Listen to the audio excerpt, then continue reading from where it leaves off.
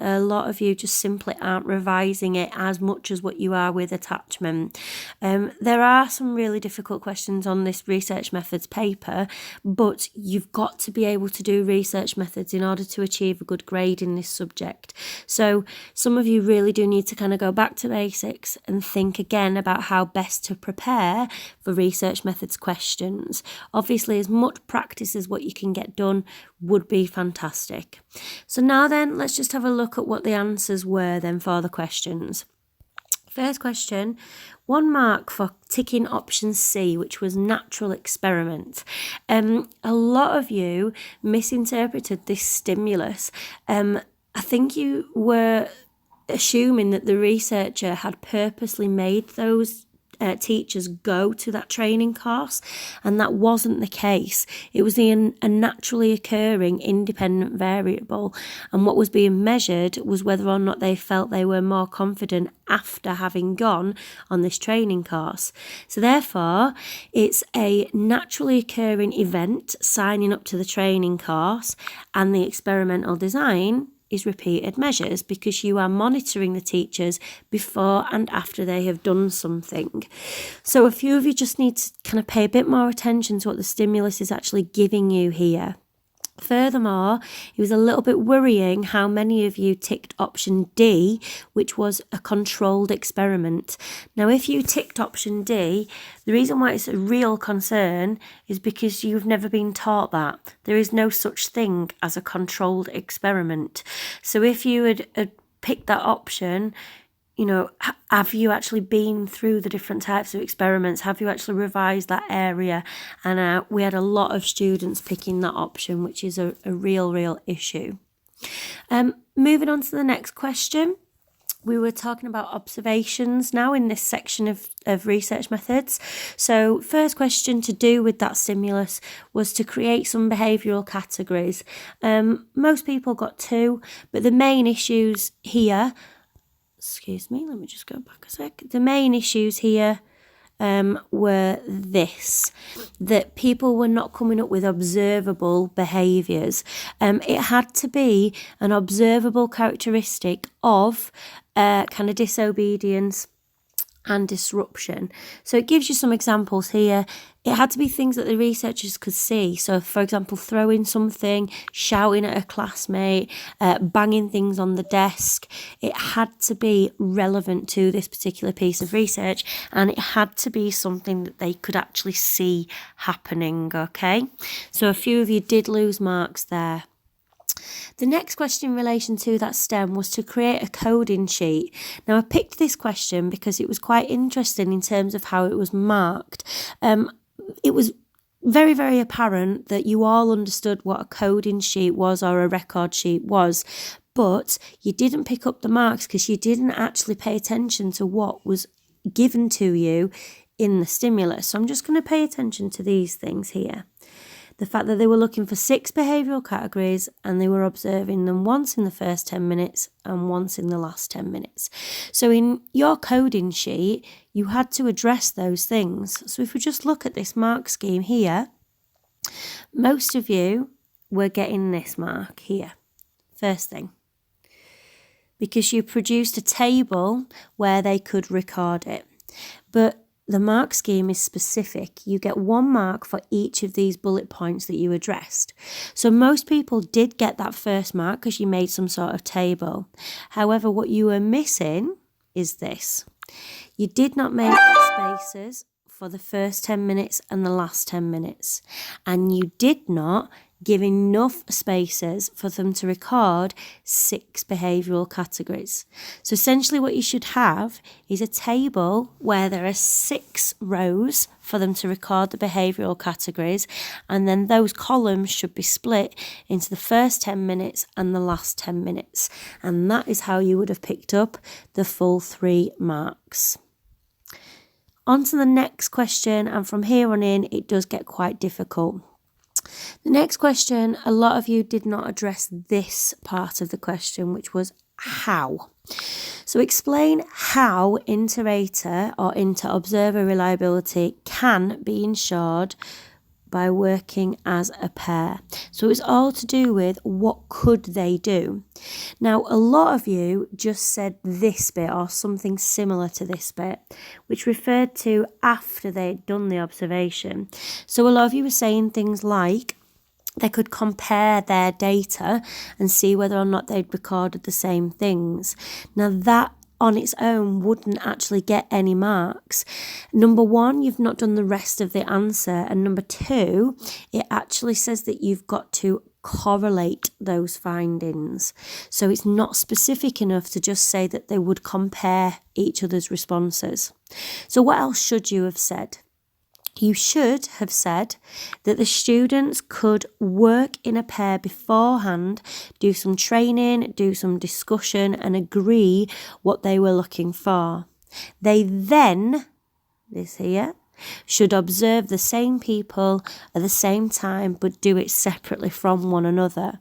So what you really need to pay attention to here, guys, is this, the how. Okay, so how are you actually doing that? Sorry, that little is not working. So how are you actually going to make sure that they are working as a pair and that they are being reliable? And you just didn't answer that part of the question. The next question, it was good, but a lot of you lost a mark here because what you were saying wasn't applicable to this study. So the question says, outline one reason for a pilot for this observation. And whilst a lot of you had said these things, all right, so generic ideas to ensure that everything works, to ensure that they're not wasting any time, a lot of you lost the second mark because you didn't do things that were applicable to this study. So for example, checking the behavioural categories, checking that the cameras were working correctly if they were recording it, checking that the observers had been trained appropriately, checking that the behavioural categories weren't subjective. So you were dropping marks because you weren't actually applying your ideas. It was a similar problem, it has to be said, with this next question. So a lot of you did have some good understanding of strengths and weaknesses of correlations. A lot of you misread the question. So a lot of you were just kind of giving really general problems with the study. So with the data that was obtained, things like saying, the mum would be biased in terms of her observations of her baby. That's nothing to do with correlations. But for the most part, you did understand the strength and the weakness of correlation. So the strength is that it is an ethical way of collecting data. 1 mark. Most of you got that. The weakness is that it only establishes a relationship. 1 mark. But what you didn't do is you failed to recognise that it was an applied question that had to be talking about the relationship between childcare and aggression. So when you're saying that it's an ethical way of collecting data, you needed to say because there is no manipulation of the time the child spends in childcare. You're not purposely putting a kid into childcare to measure its effects. For the weakness, you'd said that you can't establish cause and effect, but you didn't elaborate it and then say because we can't be sure that the time in childcare actually causes the child to be disobedient. So for a number of you on that question, it was a total lack of application. So with the pilot study, lack of application. With the correlation study question, lack of application. So it was a recurring theme throughout it. Now, the last 2 questions were really poorly answered. They are technically year 13 questions, so they were quite hard. Some of you had a really good go at them, but there was just a bit of a lack of understanding of what you actually had to put into this answer. So the second to last question, the one on reliability, is asking you how you could assess reliability. Now, I want to just mention here that there were no marks for talking about, split half, okay? You couldn't get any marks for talking about split half because there was nothing to split in half.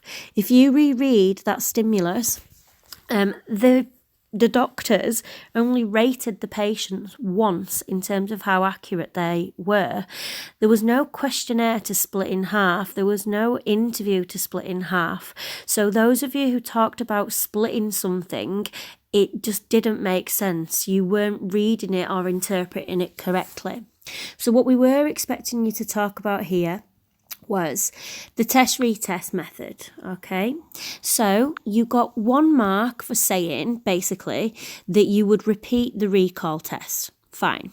The second 2 marks come from an appropriate elaboration. So what should you have said? You say initially that you would get the participants to repeat the recall test on a different occasion. Then what you would do is you would check those responses, okay? You would then correlate those scores and see if you get a 0.8 correlation. If you do, and that test gives you the same outcome on a separate occasion, then it's got external reliability. So that's how you should have answered that question. The other thing to say, and this was probably easier to say, was Interrater Reliability. So same thing here. You get 1 mark for identifying appropriate method. So you would have got a mark for saying use Interrater or Interobserver Reliability. Second mark would have come from saying that you would get 2 separate doctors to assess the level of accuracy of recall. The third mark comes from saying you would then correlate those 2 scores from those 2 doctors and measure if they are 0.8 or more, i.e. have they recorded the same level of accuracy from the same participant. So it was quite technical, it was quite difficult. However, you need to go back to this section of reliability and make sure that everything's completed correctly in your booklet and make sure that you are practicing how to actually get this point across. That assessing reliability is all to do with naming a way of doing it, saying how you would actually do it, and then correlating the scores. And if you always say that, you will always get those 3 marks. The last question on validity was really kind of wide open in terms of being able to get the marks. Now the mark scheme here isn't that brilliant for it, so I'm just going to talk you over it instead so that you can kind of see kind of where you were going wrong. So internal validity is to do with being able to establish cause and effect. So normally when we're talking about internal validity, we are saying whether or not there have been extraneous variables that have impacted on the results of the study. So in this particular piece of research, there were many extraneous variables that could have been affecting the patient's ability to recall what the doctor had said to them. So any students who had said or named an extraneous variable, for example, the temperature in the room, they were getting credit, okay, because that is a valid extraneous variable. The second mark comes from saying how. So, low internal validity due to situational variables, for example, temperature of the room. If the temperature was too hot, then their recall might have been lower, okay? Now that would get you 2 marks. Another example might well have been a participant variable. For example, some participants may just have better memory than others. So in this case, the age is not necessarily having an impact on the recall. So that would get you 2 marks as well. So the internal validity stuff is all to do with establishing cause and effect. The external validity stuff is to do with being able to generalise the findings. Now, at this point, I do just want to say to you that this question only said talk about one factor that affects internal validity and one factor that affects external. Now, the word affects means that you could do either. You could do something that makes it better, or you could do something that makes it worse. So there was a lot of good discussion here, a lot of good kind of variation in terms of the answers. Some students had said that this particular piece of research lacked in ecological validity because the setting was artificial. and potentially not necessarily how they would recall the information given to them, i.e. they normally would do it in their own home, telling friends and family. Some students had actually said that it was a ecologically valid scenario because this is the normal setting for recalling information given to you by a GP. So either one of those would have worked because the question is only asking you how it affects it. It's all down to your justification. So again, as I've said with all of these other answers, it was all to do with applying your ideas. Another point to mention for external validity would be mundane realism. Some students said it had high levels of mundane realism because we do get asked to recall what a GP has said to you. Other students argued it from the opposite and said it's low in mundane realism because we don't typically get told something by a doctor and then get asked to repeat it back to them. So it's all to do with application and understanding, okay? So if you've struggled to understand those last two questions, then it's not the end of the world because they are really difficult, but it would be a good idea to now go and have a look at the sample responses that are on Moodle just to see how you could have done this differently, okay? So as I said to you right at the start of the video, what you need to do is make sure that your paper is fully annotated with that back page completed for the deadline imposed by your teacher. Any questions, email your teacher or you can email myself because I made the test and made all the mark scheme. So I'm Fiona Lunt, but hopefully you've understood kind of where you are getting your marks from. Until next time, guys, see you later.